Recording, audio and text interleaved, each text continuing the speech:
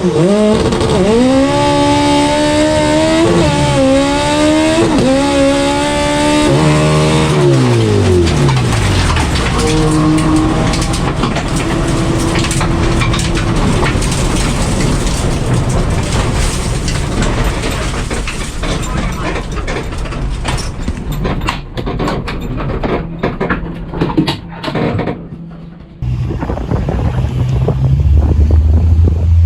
second run for the day. Second run for the day. And look what I found. Oh no!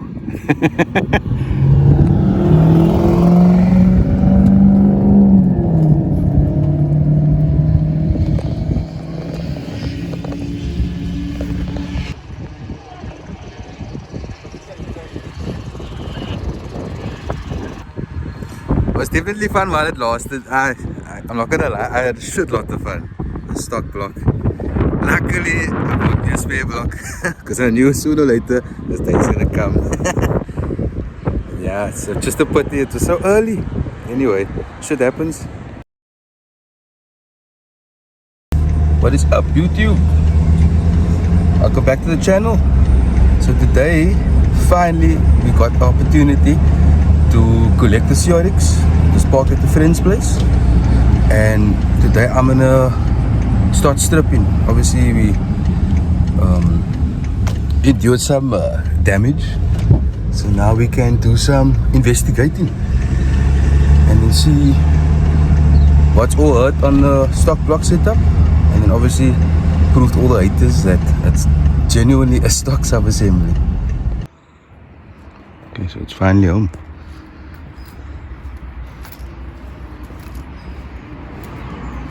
Just remove A-frame, bonnet and the bumper, and then we can start stripping.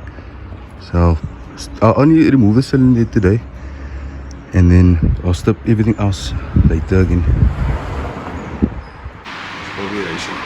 Okay, so we got the bumper off, and there's the damage. Got a big hole in the block. Luckily, the water pump housing is unharmed. So this water pump housing is salvageable. So what I'll do now today is just pull the cylinder head and then assess the cylinder head. At the moment I can't actually dismantle the sub-assembly because there's an ATI dampener on, and I don't have the pulley to actually remove the dampener, so I'll have to make some other plan to remove that. But yeah, it's very nice to see this car back home.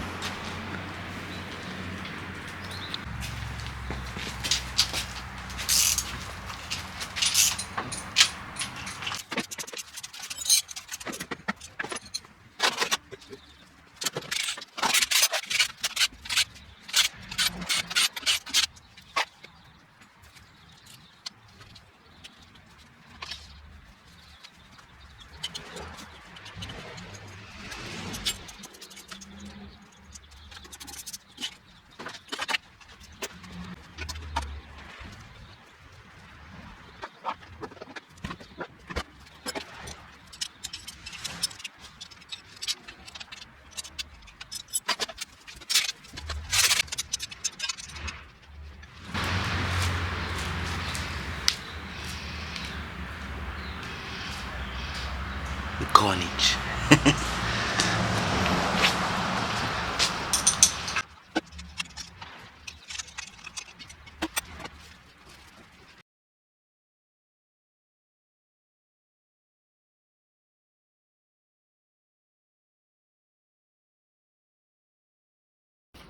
Okay, so I just pulled cylinder 2 spark plug, and yeah, it definitely made contact with the piston.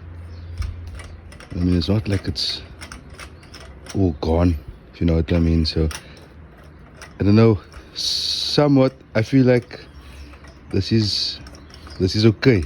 I can live with this. Maybe the head is still salvageable. Okay, so we just discovered the center rocker actually collapsed. Could this be the issue why the engine gave in? I mean, it's very possible. I mean, that's the the roller itself broke in half.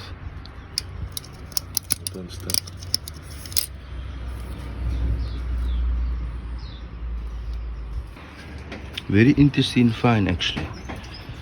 I mean, like I said though, this was all one big experiment. So I mean, we took this engine to its like limits, if you know what I mean. I know there's a lot of you that still don't believe this was a stock piston and rod motor, but you can't see it now, but obviously you'll see as soon as we remove the cylinder. And this is OEM rockers that I mechanically locked into VTEC. So I mean, it was taking a punch and we were revving this thing very high. So I mean, it's only a matter of time before it actually failed. But is this the main reason why the engine failed? Or could it be the strain gauge issue that we were having with the car? So okay, we'll see.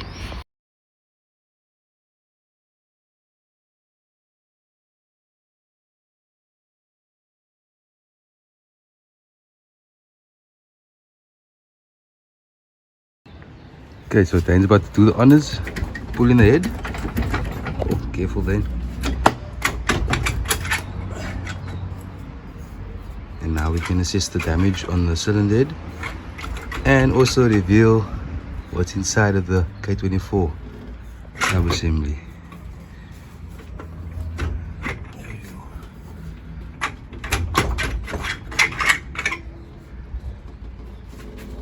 Okay. Drop that down there. Just for the oil. RBB. Oh, no more. Yeah, we're missing a piston and rod there. So as you can see, it's stock pistons, stock rods, and we just we had the pistons pocketed.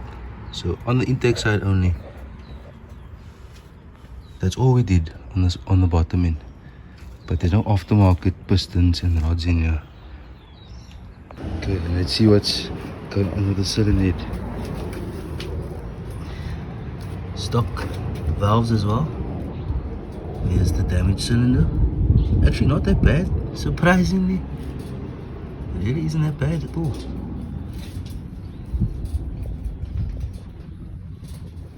And we'll show you later once I remove the ITBs, the ports. It's a stock cast cylinder. We didn't have this head port to do anything.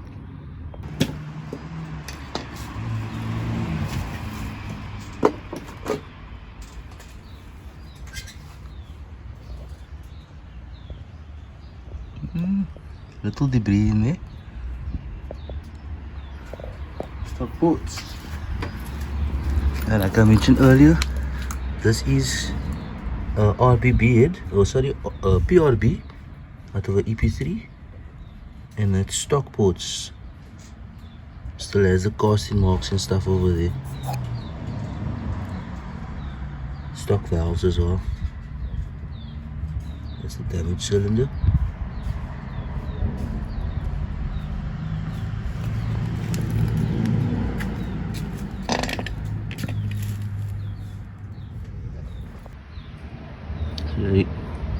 Not too sure if you guys can see this, but the valve on the far left is definitely bent.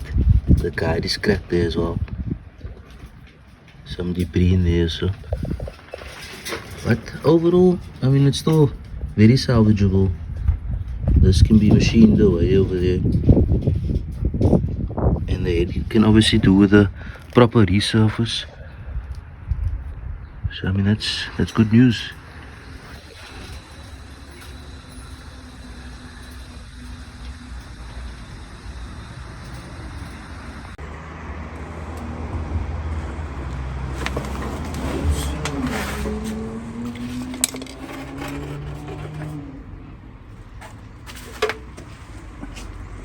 What of doing that?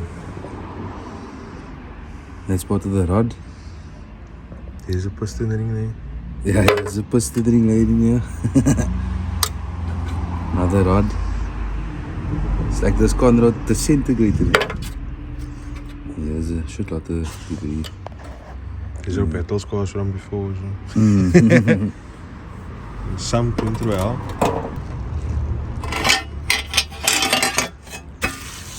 Okay, just remove the windage tray. Get that big hole there. Oil pump looks like it has a bit of debris in there as well. For the guys that didn't believe, there's the con rods. Stock rod bolts as well.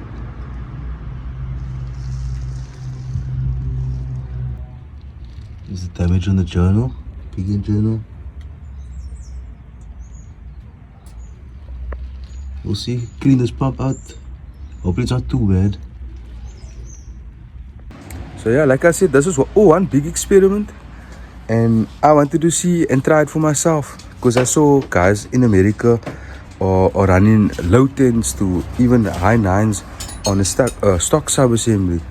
So I figured, what do I have to lose? I have all the parts, I can put it together and let's see for ourselves. And like most of you saw in the previous videos, we actually managed to make quite a bit of power and we ran a very decent time considering it's not a fully built engine. So this is like a perfect recipe for anyone out there wanting to build a proper race car but without having to break the bank on building a fully built engine, like spending big sums of money to buy forged pistons and rods and so on. You don't have to, it's not really necessary. I mean, I had a lot of fun with the setup. I did a mid-10 with the car. I could most likely have gone way faster with the car if we had more time to dial the car correctly in. So a lot of you obviously saw at the track we obviously ended up failing the motor ended up failing. My thoughts was it could have been due to the fact that we might have got the timing incorrect on the strain gauge, and that could have possibly been why the engine failed and that one cylinder, for instance. Or like we noticed in the cylinder head, the rocker actually ended up breaking, the VTEC rocker on cylinder 2. So it's still very difficult to determine actually what was the cause for the engine to fail. But I mean, regardless of what happened, it was well worth the experiment. So I mean here's evidence. I can show people, here's what we managed to achieve with stock sub-assembly and a stock cast PRB head with a set of drag tower 4 cams in it. So okay, let's see what comes next in our following video. But for now, I mean, at least we got the opportunity to strip the K24 setup and show also, I'm not gonna lie, a lot of people didn't believe this was a completely stock RBB sub-assembly. So I mean, now at least everyone got to see it with their own eyes. There's what we were pulling off 10-second passes with. And what also makes it even more special is now that you guys can see here's a recipe that can work. So I mean, anyone could do this, which is what I actually was shooting after. Like I said, I myself in the beginning didn't believe it was possible, up to a point where I told myself, what do I have to lose to try it? So let's see what it's capable of, and look at how it surprised us. So that was very, very, like, for me personally, very informative that I actually physically did it myself. And now today I can say it's possible. You can make a decent amount of power and you can shoot for a decent time considering you have the right parts around the engine. So yeah, without any further ado, hope you guys enjoyed this video. Again, if you guys are enjoying this content, if you find it to be informative, please don't hesitate to like, comment, share and subscribe. Thank you for watching.